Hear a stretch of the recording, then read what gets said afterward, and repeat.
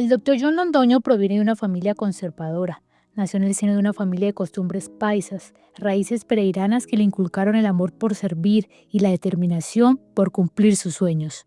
Me crié en una finca cafetera hasta la edad de 7 años, donde tenía contacto directo con ganado, con café, con cultivos.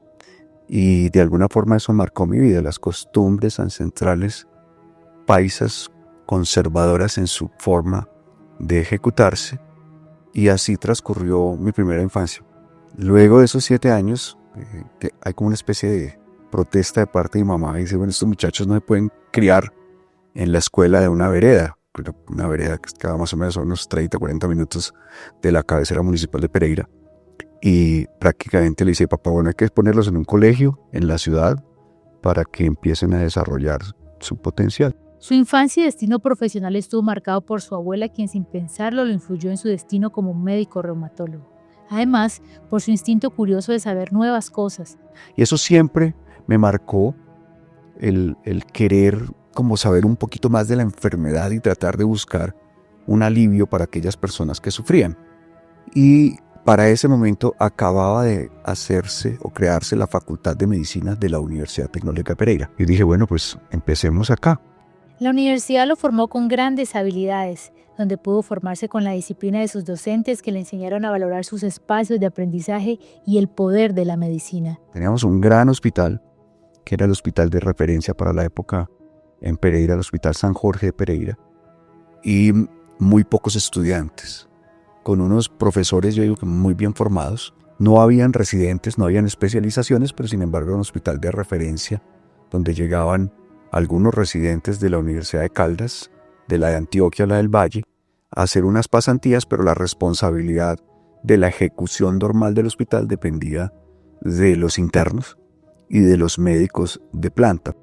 Es así como empieza el desarrollo de una vida citadina, marcada por el ambiente universitario en la Universidad Tecnológica de Pereira, que lo llenó de innumerables experiencias que definieron su carácter y su determinación. Para esa época, estamos hablando de 1970 y 80, 85, pues había todo el problema revolucionario que iba de los campos a las ciudades, y habían unas fiestas de la cosecha, así se llaman las fiestas de cumpleaños de Pereira, ¿no? Que se dan en agosto, a finales que coinciden con la cosecha cafetera, y estábamos ahí esperando a alguien, estábamos todos conversando, ponle un grupo de unos 10 muchachos, cuando de repente yo me veo conversando, quedo solo. ¿Qué pasó? Cuando volteo a mirar, veo un tipo a una distancia de unos 2 metros, 3 metros, con un revólver apuntándome directamente. Me dice, te va a matar. Yo estaba recostado a un carro. Digo, inmediatamente lo que es el sentido de defensa, yo digo, me tengo que tirar por encima del carro. Entonces yo brinco sobre el capó del carro, caigo en la parte de adelante, y cuando estoy brincando siento, hizo como 2 o 3 disparos, y un disparo me logró una pierna. Y afortunadamente lo controlan, le quitan el arma, se lo llevan. Y bueno, ya empezó la película de...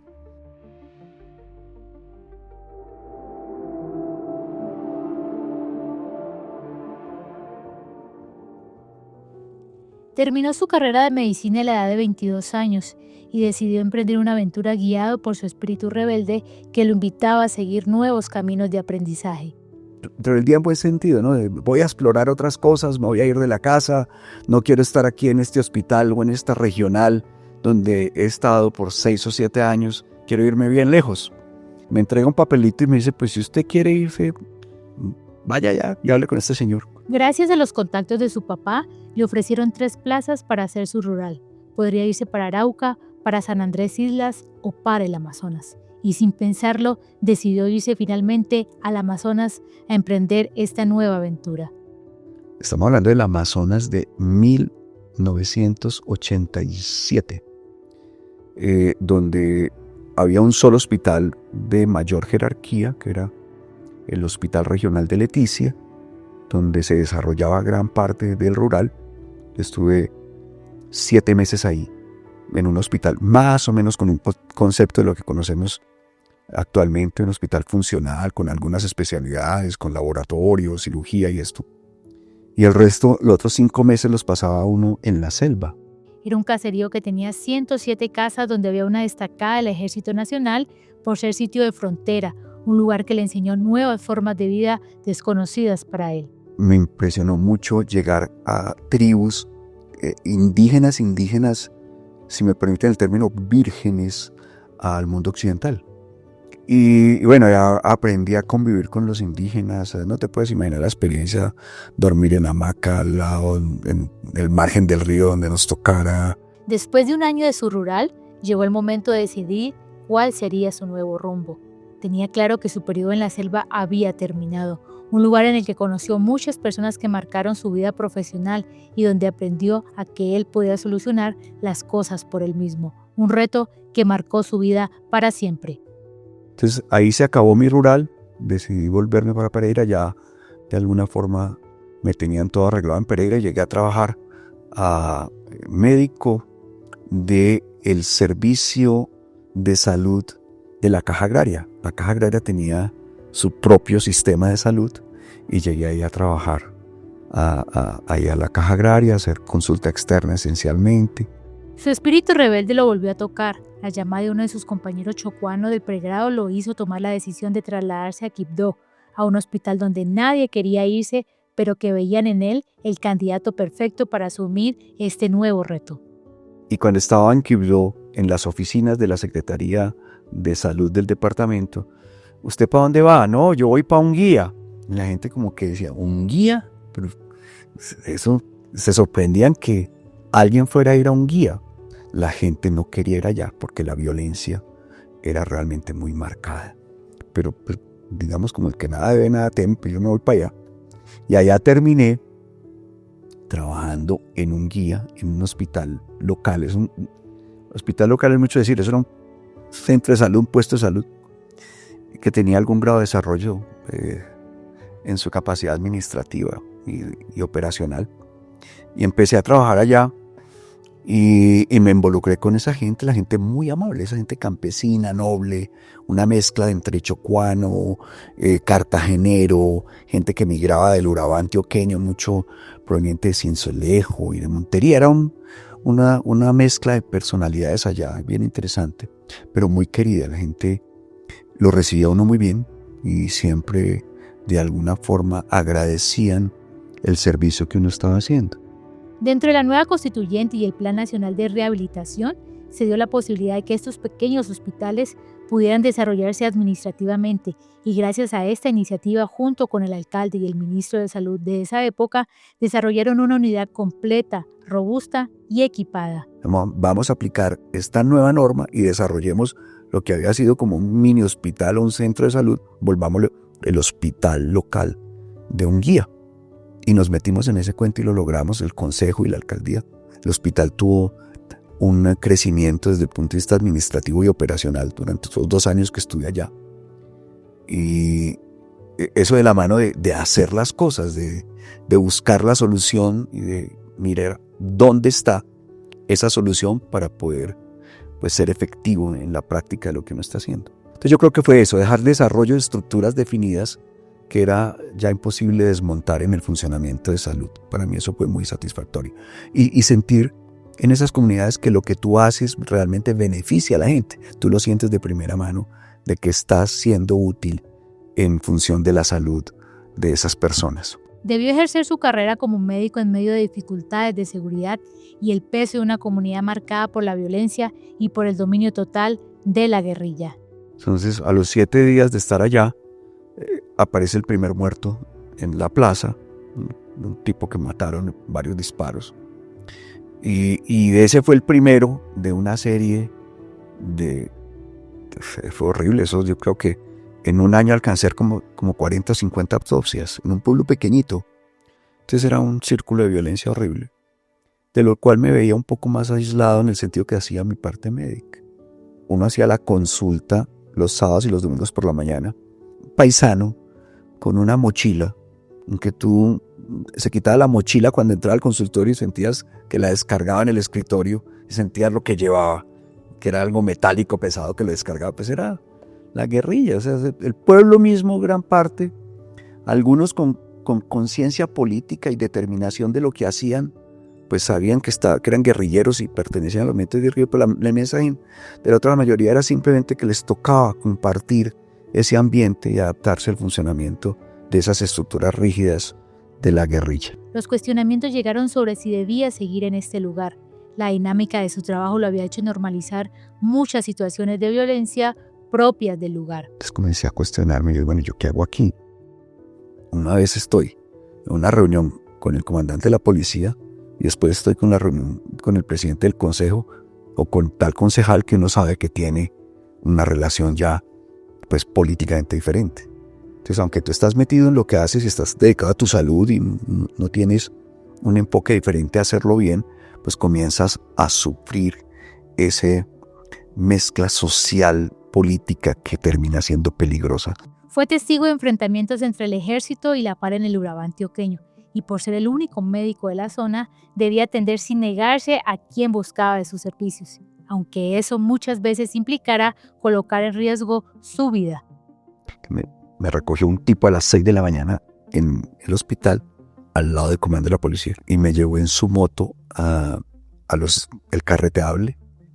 Y llegué a un sitio donde era el límite de la selva, donde estaban tumbando selva, donde empiezan a haber potreros, pero contigo está la selva. Y me dicen, mira, ya esa casita que allá, vaya, que allá lo están esperando. Y yo entro a esa casita. Cuando yo entré, no vi a nadie. Esto se veía cuando yo miré de la casita para donde yo venía, estaba lleno de guerrilleros. Entonces me sentía relativamente aislado, aunque inseguro, porque así ellos lo aseguraban, pues tú no sabes cuándo va a llegar la guerrilla. Este episodio marcó su vida y fue decisivo para irse de ahí y seguir con su vida profesional. Gracias a una brigada de salud de la zona, donde conoció muchos especialistas del Hospital Militar Central que lo impulsaron a no dejar de desarrollarse como un médico. Ya era hora de aspirar a una especialidad y su elección fue medicina interna. Preséntese, vaya a especializarse. ¿Por qué no lo intenta en el hospital militar? Le dije a mis compañeros, porque en esa época eran algo así como 5 rurales, yo era el director y había una estructura más o menos. Y les dije, mire, yo voy a existir en este hospital hasta las 3 de la tarde, me pierdo y me dediqué a estudiar entre 3 y 10 de la noche durante todos los días. Volví a hacer la medicina, todos los libros. Pero como a los 6 meses ya nivelé lo académico y ya tenía un reconocimiento por lo operativo. Y bueno, me fue muy bien en medicina interna, realmente muy bien, desde el punto de vista de reconocimiento académico en notas y eso me fue muy bien. Su capacidad de ejecución, compromiso e imparcialidad lo llevaron a ser el jefe de residentes y a recibir el apoyo del jefe de servicio de la época, experiencia que lo reafirmó en seguir con su segunda especialidad, que era reumatología, inspirada en la enfermedad de su abuela. En esa época nadie quería hacer reumatología porque los tratamientos eran muy pocos, las enfermedades muy complejas. Entonces era un tipo que sabía mucho, académicamente muy preparado, pero que ejecutaba poco. Terminando reumatología acá, me dicen, hay una posibilidad de que te ganes una beca para una maestría. Y yo le dije, obviamente la decisión, y vamos a hacer la maestría. Por su viaje no recibió el título de reumatólogo y la distinción por ser el mejor residente, situación que lo llenó de mucha satisfacción porque hizo parte de ese reconocimiento en el que su madre fue protagonista.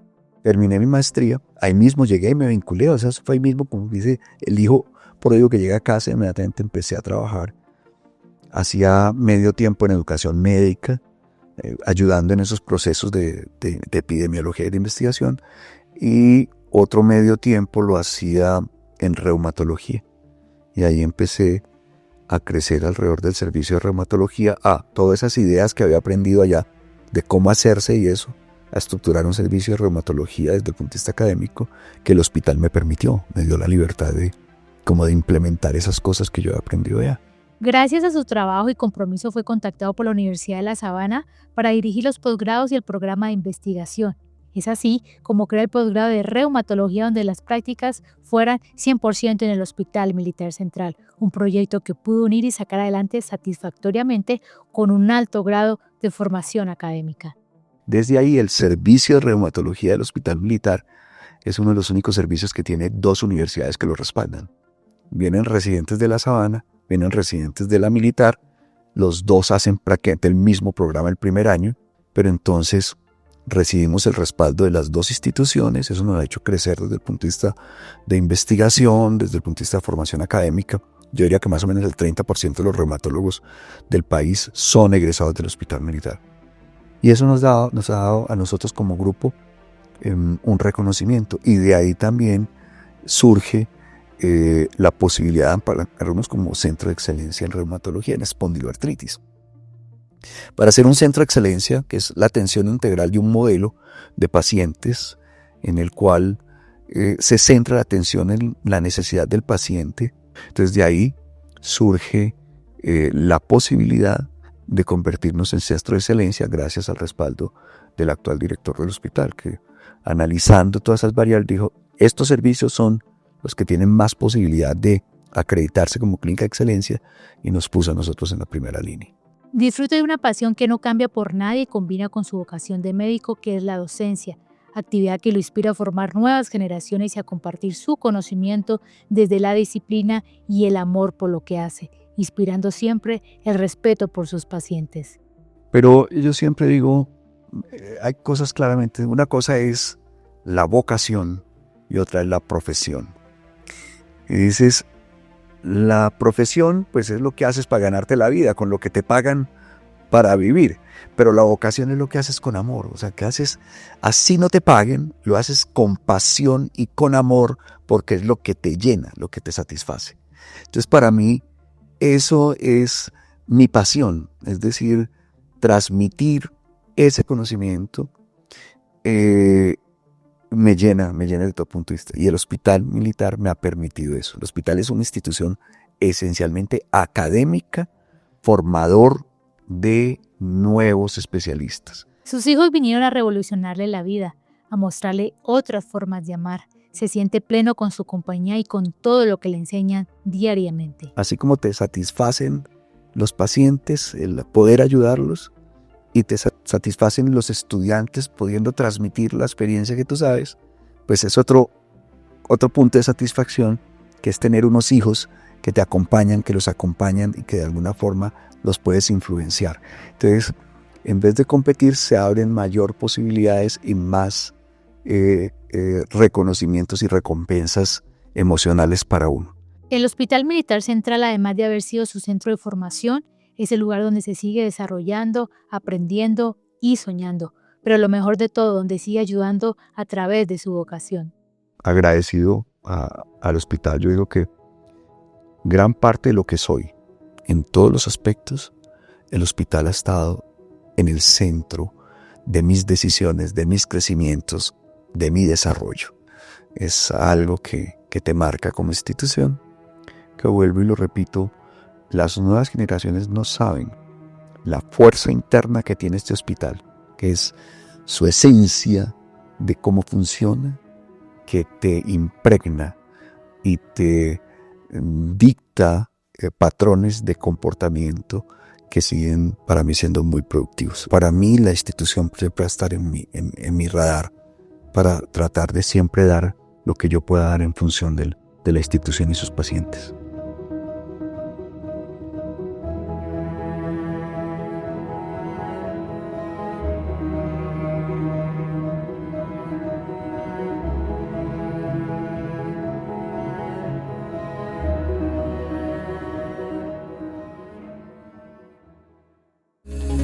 OMID, Camino a la Acreditación.